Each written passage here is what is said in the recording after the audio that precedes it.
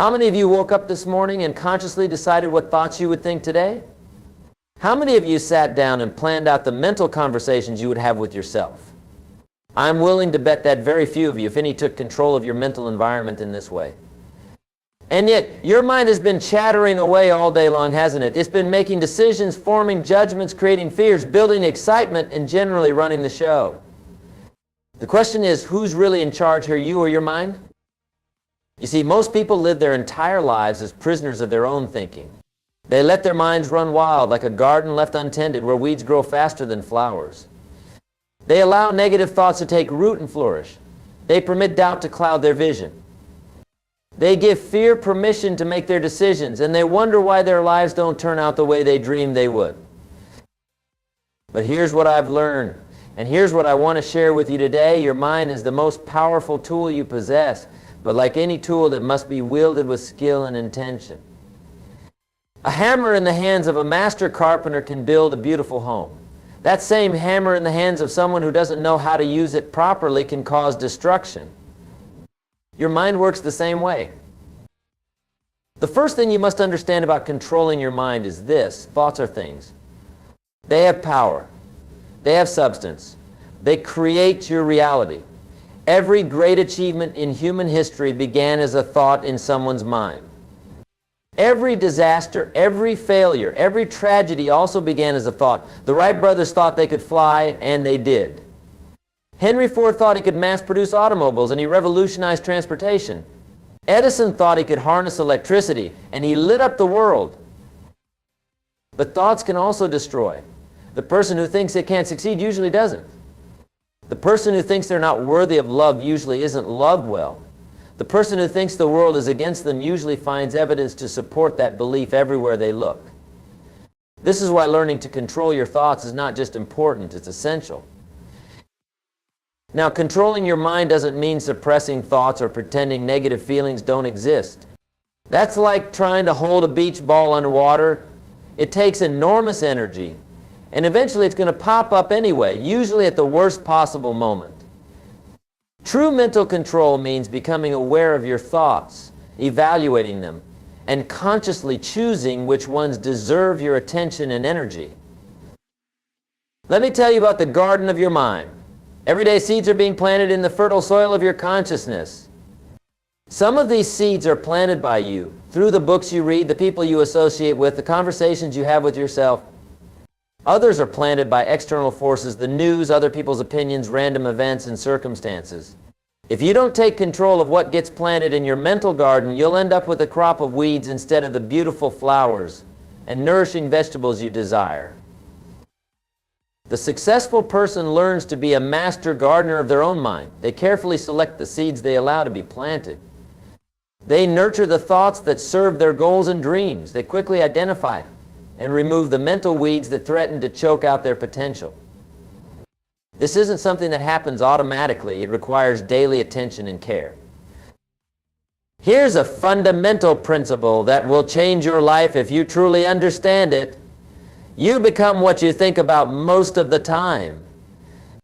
Not sometimes, not occasionally, but most of the time. If you spend your days thinking about your problems, you'll become an expert in problems. If you spend your time thinking about your possibilities, you'll become an expert in possibilities. If you focus on what's wrong with the world, you'll find more of what's wrong. If you focus on what's right and what's possible, you'll discover opportunities everywhere. This is why successful people are so careful about what they feed their minds. They read books that inspire and educate rather than novels that depress or magazines that gossip. They listen to educational programs instead of constant news that focuses on tragedy and conflict. They surround themselves with people who lift them up rather than drag them down. They understand that their mind is like a computer, and the quality of what comes out depends entirely on the quality of what goes in. But let me be clear about something. Controlling your mind is not about positive thinking alone. Positive thinking without action is just wishful thinking. What I'm talking about is disciplined thinking, purposeful thinking, thinking that leads to purposeful action. It's about training your mind to focus on solutions rather than problems, on opportunities rather than obstacles, on what you can control rather than what you cannot. One of the greatest challenges in learning to control your mind is dealing with the negative programming that most of us received early in life.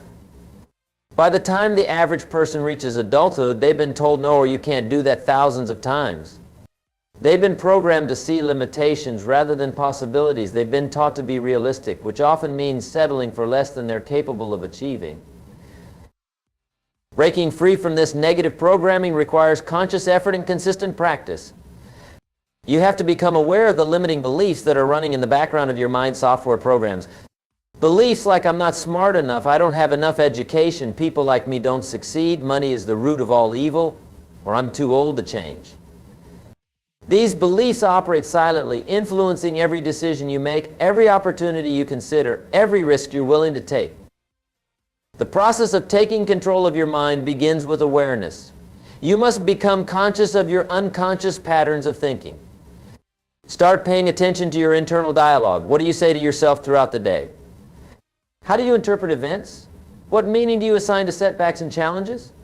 Are you your own worst critic or your own best coach? Most people are shocked when they first become aware of how negatively they speak to themselves. They would never talk to a friend the way they talk to themselves in their own minds. They criticize, they judge, they assume the worst, they focus on everything that could go wrong. Is it any wonder that living with this kind of mental environment makes it difficult to achieve success and happiness? Once you become aware of your thought patterns, the next step is to take responsibility for changing them. This is where most people struggle because changing thought patterns requires effort and persistence. It's much easier to blame circumstances, other people, or bad luck for our problems than it is to take responsibility for our own thinking. But here's the truth. You are 100% responsible for your thoughts. And therefore, you are 100% responsible for your results. This responsibility is actually a gift, not a burden. If your results were dependent on other people or circumstances beyond your control, you would be powerless to change them. But since your results flow from your thoughts and you can control your thoughts, you have the power to change your results. This is perhaps the most liberating truth you can ever discover. The process of mental discipline begins with small, consistent practices. Just as you wouldn't expect to develop physical fitness by exercising once a month, you can't develop mental fitness without regular, consistent mental exercise. This means setting aside time each day to consciously direct your thoughts toward your goals, your possibilities, and your desired outcomes. One of the most powerful practices you can develop is the habit of morning mental preparation. Before you get caught up in the urgent demands of the day, spend time programming your mind for success. Read something inspiring, visualize your goals as already achieved, review your plans and priorities. Fill your mind with empowering thoughts and images before the world has a chance to fill it with its own agenda. This morning ritual serves as a protective barrier against the negative influences you'll encounter throughout the day. When you've already filled your mind with powerful, positive, purposeful thoughts, there's less room for doubt, fear, and discouragement to take hold. You've set the tone for your entire day. The morning preparation is just the beginning. Throughout the day, you must remain vigilant about what you allow into your mental environment. When negative thoughts arise, and they will, you must have a strategy for dealing with them. You can't prevent negative thoughts from occurring, but you can control how long you entertain them and how much power you give them. Think of your mind as having two departments, the department of positive, constructive thoughts and the department of negative, destructive thoughts. Every thought that comes into your mind gets filed in one department or the other. The department that gets the most activity becomes the dominant force in your life. If you constantly feed the negative department with worry, fear, doubt, and criticism, it becomes strong and influential. If you consistently feed the positive department with hope, faith, enthusiasm, and possibility, it becomes the dominant force. The key is not to fight negative thoughts directly, but to crowd them out with positive ones. When you catch yourself dwelling on a problem, immediately shift your focus to potential solutions. When you find yourself thinking about what you lack, redirect your attention to what you have and what you're grateful for. When fear tries to dominate your thinking, replace it with faith in your ability to handle whatever comes your way. This process of mental redirection requires practice, but it gets easier over time. Like developing any skill, the more you do it, the more natural it becomes. Eventually, pensive thinking becomes your default mode rather than something you have to work at constantly. Another crucial aspect of controlling your mind is learning to filter the information you consume. In today's world, we are bombarded with information from every direction. Much of this information is negative, sensational, or designed to trigger fear and anxiety. The news media thrives on conflict and crisis. Social media often promotes comparison and inadequacy. Casual conversations frequently focus on problems and complaints. If you're not careful about what information you allow into your mind, you'll find yourself unconsciously adopting the mental patterns of the sources you consume. Watch too much news, and you'll become pessimistic about the world. Spend too much time with complainers, and you'll start complaining more yourself. Consume too much content about problems, and you'll become an expert at seeing problems everywhere. The solution is to become intentional about your information diet. Choose books, programs, and content that inspire and educate rather than discourage and distract. Seek out stories of success and possibility rather than failure and limitation. Surround yourself with people who are working toward goals and dreams rather than those who are content to criticize and complain. This doesn't mean you should ignore reality or avoid all negative information. It means you should be selective about what you give your sustained attention to. There's a difference between being informed and being consumed. You can be aware of challenges and problems without letting them dominate your thinking. The most successful people I know are voracious consumers of positive educational content. They read biographies of successful people. They listen to educational programs. They attend seminars and workshops. They engage in conversations about possibilities and opportunities. They understand that success leaves clues, and they're constantly looking for those clues in the thoughts and actions of others who have achieved what they want to achieve. But consuming positive content is only half the equation. You must also actively produce positive content through your own thinking. This means developing the habit of asking yourself better questions. Instead of asking, "Why does this always happen to me?" Ask, "What can I learn from this situation?" Instead of asking, "Why am I not successful?" Ask, "What do I need to do differently to achieve my goals?" Instead of asking, "Why don't I have what I want?" Ask, "What steps can I take today to move closer to what I want?" The quality of your questions determines the quality of your thinking, and the quality of your thinking determines the quality of your life. Poor questions lead to poor thinking, which leads to poor results. Better questions lead to better thinking, which leads to better results. This is why successful people are always asking themselves empowering questions that focus on solutions, possibilities, and actions they can take. One of the most important questions you can ask yourself regularly is this: is this thought serving me or sabotaging me? Every thought you think is either moving you toward your goals or away from them. Every thought is either empowering you or weakening you. Every thought is either opening possibilities or closing them. When you catch yourself thinking thoughts that sabotage your success and happiness, you can choose to think different thoughts. This brings us to one of the most powerful tools for mental control, the practice of conscious thought substitution. When you notice a negative or unproductive thought pattern, immediately replace it with a positive, productive one. If you catch yourself thinking, "I can't do this," immediately substitute, "I'm learning how to do this." If you find yourself thinking, "This is too hard," replace it with, "This is developing my strength and skills." If you notice the thought, "I always fail," substitute, "I'm getting better every time I try." The key to making thought substitution work is to have your replacement thoughts ready in advance. Don't wait until you're in the middle of negative thinking to try to come up with positive alternatives. Prepare a list of empowering thoughts, affirmations, and questions that you can use when you need to redirect your mental focus. Keep these readily available so you can access them quickly when negative patterns arise. Another powerful practice for mental control is visualization. Your mind thinks in pictures, and the images you create in your imagination have tremendous influence over your emotions, your decisions, and your actions. If you constantly visualize failure, rejection, and disappointment, you'll feel discouraged and act in ways that make those outcomes more likely. If you regularly visualize success, achievement, and positive outcomes, you'll feel motivated and take actions that move you toward those results. Effective visualization is not just daydreaming or wishful thinking. It's the disciplined practice of creating detailed, vivid mental movies of your desired outcomes. You see yourself achieving your goals. You imagine how it feels to have what you want. You visualize yourself handling challenges with confidence and skill. You make these mental movies so real and compelling that your subconscious mind begins to accept them as your new reality. The subconscious mind cannot distinguish between a vividly imagined experience and a real one. When you repeatedly visualize yourself succeeding, your subconscious begins to believe that success is your natural state. It starts to look for opportunities and solutions that align with this belief. It influences your behavior in subtle ways that increase your chances of success. But visualization must be combined with action. Seeing yourself succeed in your mind must be followed by taking the steps necessary to succeed in reality. Mental rehearsal prepares you for physical performance, but it cannot replace physical performance. The person who visualizes running a marathon but never actually trains will still struggle to complete the race.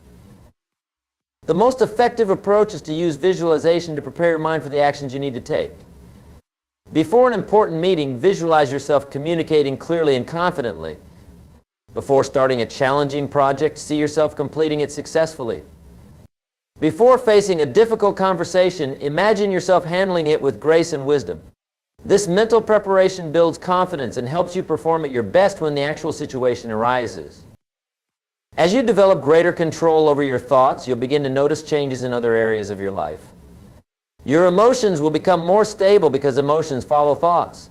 When you think more positively, you feel more positive. When you focus on solutions rather than problems, you feel more empowered rather than helpless.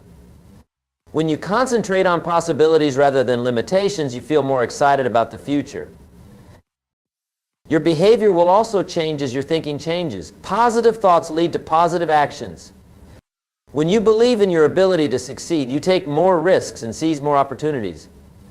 When you expect good things to happen, you're more likely to notice and act on the good things that come your way. When you think like a successful person, you start to act like a successful person. But perhaps the most significant change you'll notice is in your results. As you gain control over your mind, you gain control over your life. You stop being a victim of circumstances and become the architect of your destiny. You stop reacting to life and start creating it. You stop wondering what will happen to you and start deciding what you will make happen. This transformation doesn't happen overnight. Like building physical strength, developing mental strength, it takes time and consistent effort. There will be days when your old thought patterns try to reassert themselves. There will be moments when negative thinking seems easier than positive thinking. There will be times when you question whether this mental discipline is worth the effort. In these moments, remember that every great achievement in your life has required sustained effort over time. Learning to walk required thousands of falls and attempts. Learning to read required countless hours of practice. Developing any skill requires patience and persistence. Mastering your mind is no different. It's a skill that develops gradually through consistent practice. The rewards of mental mastery are worth any effort required to achieve it. When you control your mind, you control your destiny. When you direct your thoughts, you direct your life. When you choose what to focus on, you choose what you experience. This is perhaps the greatest freedom any human being can possess, the freedom to choose their own thoughts regardless of circumstances. But with this freedom comes responsibility. You can no longer blame other people's circumstances or bad luck for your results. You can no longer claim to be a victim of your environment or your past. When you accept that you have the power to control your thoughts, you accept responsibility for your life. This responsibility can feel overwhelming at first, but it's actually the key to liberation. Think about it this way: if your success depended on other people changing, you might wait forever for your life to improve. If your happiness required perfect circumstances, you might never be happy. If your achievements depended on luck or timing, you would have no control over your results. But since your results flow from your thoughts and you can control your thoughts, you have the power to create the life you want regardless of external conditions. This doesn't mean that external circumstances don't matter or that positive thinking alone can overcome every obstacle. What it means is that your response to circumstances matters more than the circumstances themselves. Two people can face the same challenge and have completely different outcomes based on how they think about and respond to that challenge. The person who sees obstacles as opportunities will find opportunities. The person who sees obstacles as proof that success is impossible will find reasons to give up. The difference between these two people is not their circumstances, their background, or their natural abilities. The difference is how they've learned to use their minds. One has developed the skill of mental discipline, while the other remains at the mercy of random thoughts and emotional reactions. As you develop this skill of mental discipline, you'll find that it becomes easier to maintain regardless of what's happening around you. Your mood becomes less dependent on external events. Your confidence becomes less shaken by temporary setbacks. Your motivation becomes less affected by other people's opinions. You develop an internal stability that allows you to stay focused on your goals even when the world around you is chaotic. This internal stability is one of the hallmarks of successful people. They've learned to maintain their mental equilibrium regardless of circumstances. They don't get too high when things go well or too low when things go poorly. They maintain a steady focus on their long-term objectives while remaining flexible in their short-term tactics. Developing this kind of mental stability requires practice in all kinds of conditions. It's easy to think positively when everything is going well. The real test comes when you face setbacks, disappointments, and challenges.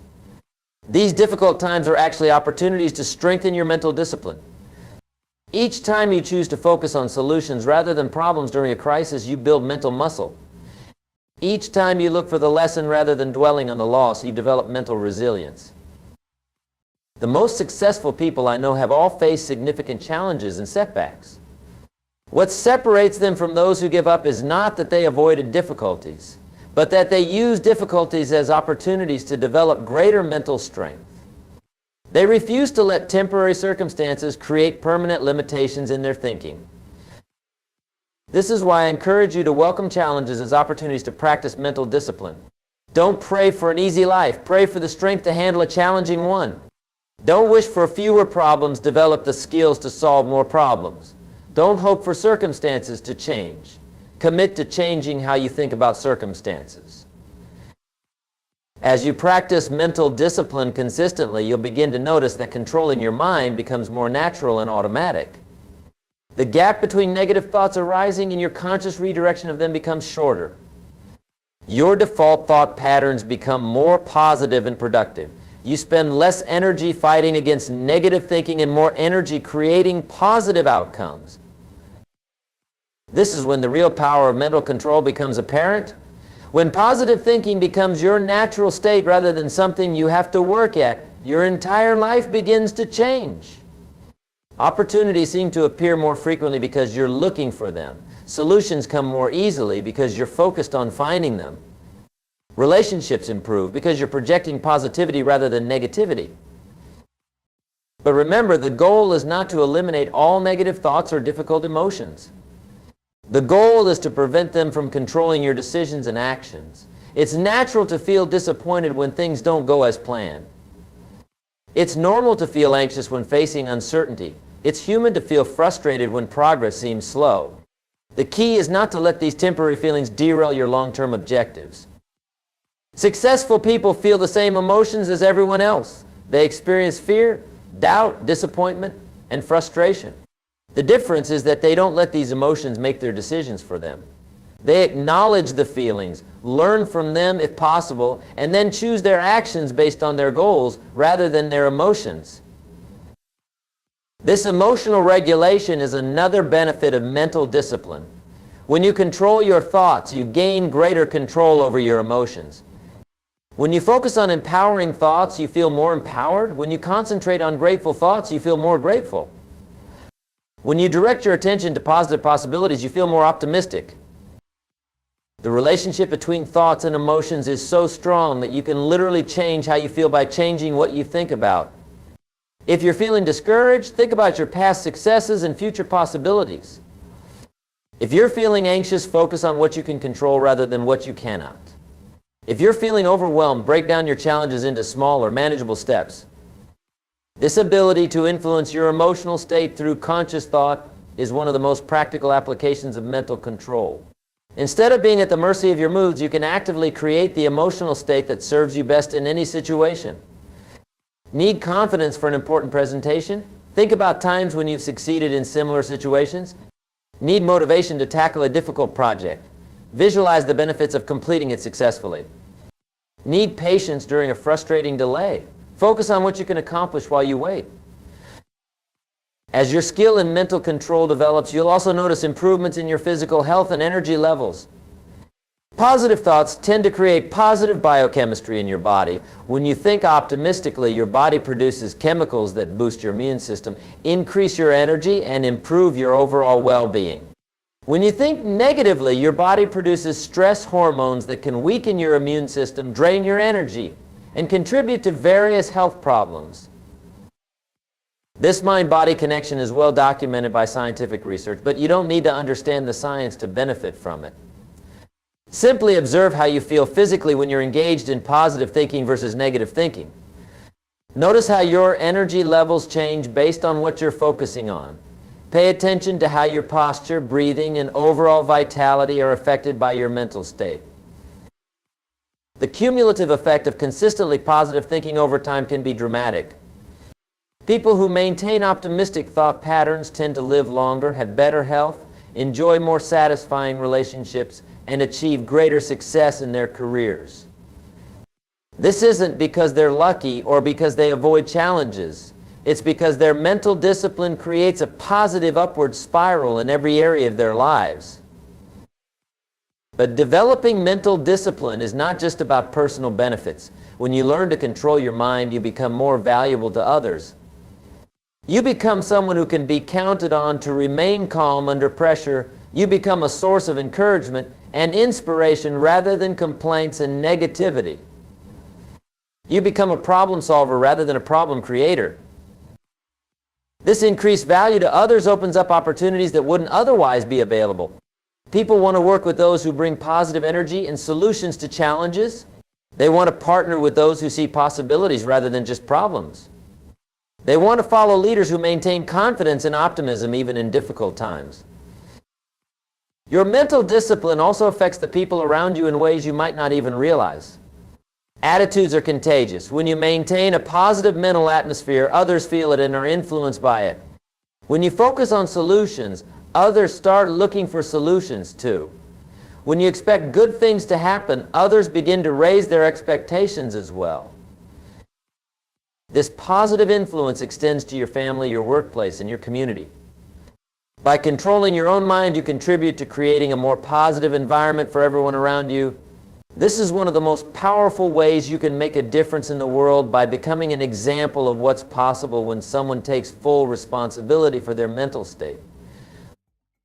The ripple effects of your mental discipline can extend far beyond what you might imagine.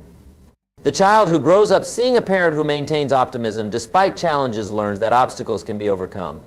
The colleague who observes your solution-focused approach during crisis develops their own problem-solving skills. The friend who witnesses your ability to stay positive during setbacks gains confidence in their own ability to handle difficulties. In this way, learning to control your mind becomes a gift not just to yourself, but to everyone whose life you touch. It becomes a form of leadership that requires no title or position, just the consistent demonstration of mental discipline in action. As we come to the close of our time together today, I want to leave you with this thought. The mind you have today is not the mind you have to keep. If your current thought patterns are not serving you, you can change them. If your mental habits are holding you back, you can develop new ones. If your internal dialogue is negative and defeating, you can transform it into something positive and empowering. The process begins with a decision, a commitment to take control of your mental environment. It continues with daily practice, consistent effort to direct your thoughts toward your goals and possibilities. It develops through persistence, refusing to give up when old patterns try to reassert themselves. Remember, you become what you think about most of the time. If you want to become successful, think about success. If you want to become valuable, think about how you can serve others. If you want to become happy, think about what you're grateful for and what brings you joy. If you want to become wealthy, think about creating value and solving problems for others. Your mind is your most precious possession. It's the source of all your achievements and the root of all your challenges. Learning to control it is not just an option for those who want extraordinary lives, it's a necessity. The alternative is to remain a prisoner of random thoughts, unconscious programming, and external circumstances. The choice is yours. You can continue to let your mind control you, or you can learn to control your mind. You can remain a victim of your thoughts, or you can become the master of them. You can let negative thinking determine your destiny, or you can use positive thinking to create the life you truly want. The tools and principles I've shared with you today are not theoretical concepts. They are practical strategies that have been tested and proven by countless successful people throughout history. They work if you work them. They will transform your life if you consistently apply them. But knowledge without action is worthless. Information without implementation creates no results. Understanding without application leads to frustration, not transformation. The question is not whether these principles work, but whether you will work with these principles. Starting today, make the commitment to take control of your mental environment. Begin each morning by consciously choosing empowering thoughts. Throughout each day, remain vigilant about what you allow into your mind. Each evening, review your mental performance and plan for even better mental discipline tomorrow. Be patient with yourself as you develop this skill. Be persistent when old patterns resist change. Be consistent in your practice even when you don't see immediate results. Remember that every master was once a beginner, and every expert was once completely inexperienced. Your mind has brought you to where you are today. If you want to go somewhere different, you must think differently. If you want to achieve more, you must think like an achiever. If you want to become more, you must think like the person you want to become. The power is in your hands, or more accurately, the power is in your mind.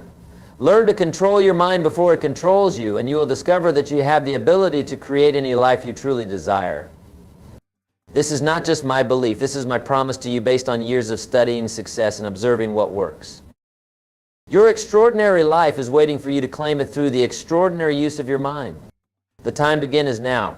The place to start is here. The person to do it is you. Thank you.